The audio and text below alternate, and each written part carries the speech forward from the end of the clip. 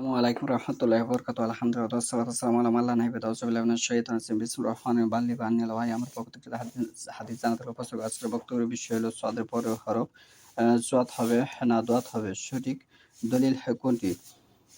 এ বিষয়ে প্রথম যে বিষয়টি হলো ভাষা পরিবর্তনশীল। আজ থেকে ১০০-২০০ বছর আগে বাংলাদেশে যে ভাষা ছিল সেটা বর্তমানে বিদ্যমান নেই। এখন বর্তমানে পাঁচমিশালি ভাষা বিদ্যমান আছে।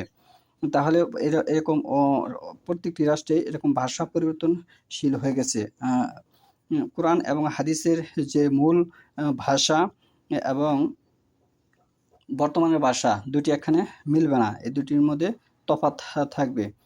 এই সুযোগটাই কিছু লোক লুফে নিয়েছে। আমরা সকলেই জানি বদলের হরফ একটি, তার নাম হচ্ছে বা। এখন যদি কেউ বলে যে সদের পরে হরফ দোয়াত ধরে দালের সাথে বদল করে দল্লিন বলে সূরা ফাতিহা পড়া যায়, সেটির যে ব্যাখ্যা বিশ্লেষণ, সেটির যে দলিল কোরআন হাদিস থেকে উপস্থাপন করা যায় না। এখানে আমাদেরকে ভারতবর্ষ সহ হুল পৃথিবীর মানুষকে ভুলভাল বুঝিয়েছে। এটি এখানে আমরা উপস্থাপন করব। যেমন হাদিস নাম্বার হচ্ছে 3025 ইবনু আবি আওফা রাদিয়াল্লাহু আনহুমা সালিমু আবু নাজির। এখানে নাজির শব্দটা এসেছে সোয়াদের পরে হরফ জোয়াদ দ্বারা। হাদিস নাম্বার হচ্ছে 3025। এখানে নাজির বোঝানো হয়েছে কি? জোয়াদ দ্বারা। এখন আবার এই নাজির সদের পরে হরফ জ, এটি জিম, জ, এই তিনটি বর্ণ যে একই এই হাদিসে সেটা প্রমাণ গ্রহণ করে। আবার এখানে হাদিস নম্বর হচ্ছে 2779। আনাস রাদিয়াল্লাহু থেকে বর্ণিত হয়েছে, আনাসিন কালান নাবী সাল্লাল্লাহু আলাইহি ওয়াসাল্লাম ইয়া বানি নাজার। এখানে নাজার লেখা হয়েছে জিম দিয়ে। আবার এই হাদিসটি আবার সহিহ বুখারীর এই পর্ব হচ্ছে 55, অধ্যায় হচ্ছে 25। এখানে নাজির লেখা হচ্ছে ঝ দিয়ে। ওই সিস্টেম যেমন BI বাই, এটি বদলের হরফ নয়, এটি জাস্ট এইভাবে পড়া যায়, কিন্তু বদলের হরফ বা। এখন যদি আপনি অনেক লোক আছে, তারা কোনো একটি প্রশ্ন করলে তারা উত্তর না দিতে পেরে তারা এটা হয় জনগণকে বোঝায় যেটি আমরা বদল করে পড়তেছি, কিন্তু আমরা তো জানি সারা পৃথিবীর বদলের হরফ একটি হবে। এখন বিষয় হলো, ধরে নেন আমি এটাকে জোয়াত ধরলাম, জোয়াত না ধরলে ফরজ হবে না। জোয়াত না ধরলে অনেক সাহাবীর নাম বাদ পড়বে, ফজল বাদ পড়বে, নজর বাদ পড়বে, এরকম অসংখ্য বিষয় বাদ পড়বে, অসংখ্য কিতাবের নাম বাদ পড়বে, অসংখ্য স্থানের নাম বাদ পড়বে, অসংখ্য বস্তুর নাম বাদ পড়বে। এখন আপনি আমাকে একটি বিষয় খালি বোঝান যে এটাকে দাল না ধরলে 5টি জিনিস বাদ পড়বো। এটাকে আমরা দাল ধরলাম, 1 মিনিটের লেগে আপনার কথায় ধরে নিলাম দাল, যেটি দাল। তাহলে আপনি আমাকে 5টি দলিল দিবেন সহিহ হাদিস থেকে যে এটাকে দাল না ধরলে, এই কারণে আমরা এটাকে দাল এই কারণে ধরতেছি যে এটা দাল না ধরলে এটি আপনার এই শব্দটা হচ্ছে না।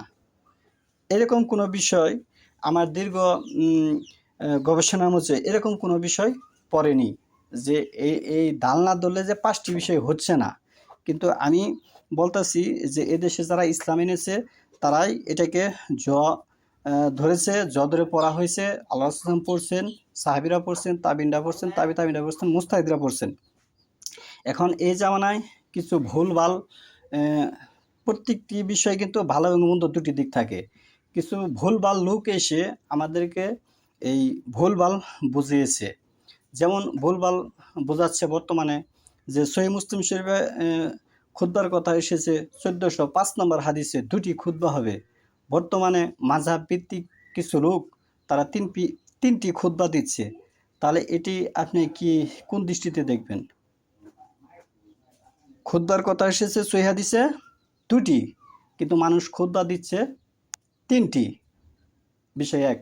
আবু দাউদে এসেছে খুতবা দিতে সময় হাতে লাঠি থাকতে হবে, কিন্তু মাযহাব ভিত্তিক লোকরা হাতে লাঠি রাখে না। তারা বলতেছে ওটি আহলুল হাদিসের বিষয়, ওটা তারা রাখবে। তাহলে ইসলামে কোরআন সুন্নাহর কোনো জায়গায় কিন্তু আহলু হাদিস, আবু হানিফা এগুলো বিষয় কিন্তু নেই। এগুলোকে কিন্তু আল্লাহ রাসূল চিনতেন না। কে আহলুল হাদিস, কে সালাফি, কে ইমাম আবু হানিফার মাযহাব মানে, তারা আল্লাহ রাসূল চিনতেন না, এগুলোর নাম সে জানতেনই না। তাহলে এইগুলির সাথে ইসলামের কোনো সম্পর্ক আছে বলে আমি জিনিসটা আমার বুঝে আসে না। তাহলে আল্লাহ বলতেছে যে একমাত্র ওহীর অনুসরণ করতে হবে, আমার রাসূল সাল্লাল্লাহু আলাইহি ওয়াসাল্লামের অনুসারী হতে হবে।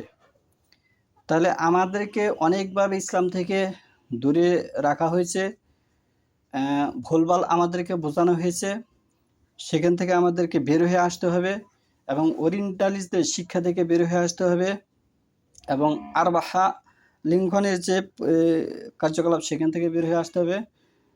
এরকম আরও অসংখ্য ব্যক্তিবর্গ আছে, তাদের কাছ থেকে আমাদের বের হয়ে এসে কোরআন সুন্নাহকে মূল্যায়ন করতে হবে, কোরআন হাদিস চর্চা করতে হবে। যেমন হাদিসে এসেছে তলাবু ইলমু ফরিজাতু আলা কুল্লি মুসলিম, প্রত্যেক মানুষের সর্বপ্রথম ফরজ হলো জ্ঞান অর্জন করা। আপনি যদি কোনো দলের কথা বলেন, কোনো ব্যক্তির কথা বলেন, ওই ব্যক্তি তো শরীয়ত নয়। ইসলামের শরীয়ত কি? আব্দুর রহমান সুদাইস, মক্কার যে ইমাম সাহেব আব্দুর রহমান সুদাইস, খারিজি ধর্মের লোক, যে ইমামতি করতেছে দীর্ঘ ৩ যুগ ধরে, সে কি শরীয়ত বড়? না, সে শরীয়ত নয়। তাহলে আমরা যদি কোনো ব্যক্তির দিকে তাকাই, তাহলে সেই ব্যক্তি কিন্তু শরীয়ত নয়। শরীয়ত কি? আল্লাহর কোরআন আর আল্লাহ রাসূলের সুন্নাহ। হয়তো আপনি বুঝেন না, অন্য একজন বুঝে, যে বুঝে তার কথাই আল্লাহ মানতে বলেছেন। তাহলে আল্লাহ বলছে যে তোমরা জানি আল্লাহর কাছে থেকে জেনে নাও। দলিল ছাড়া কোনো কথার মূল্য নেই, সেটা মূল্যহীন। সূরা আরাফে ১৭৫ নম্বর আয়াতে আল্লাহ বলছে যে ওহীর অনুসরণ সে শয়তানের অনুসারী। আপনি যে আমলই করেন সেটা যদি ওহীর অনুসরণ না হয়, সেটা শয়তানের অনুসারী হবে। আমরা সে কাজ করব না, সেটা বেদাত হবে, সেটা আমরা করব না।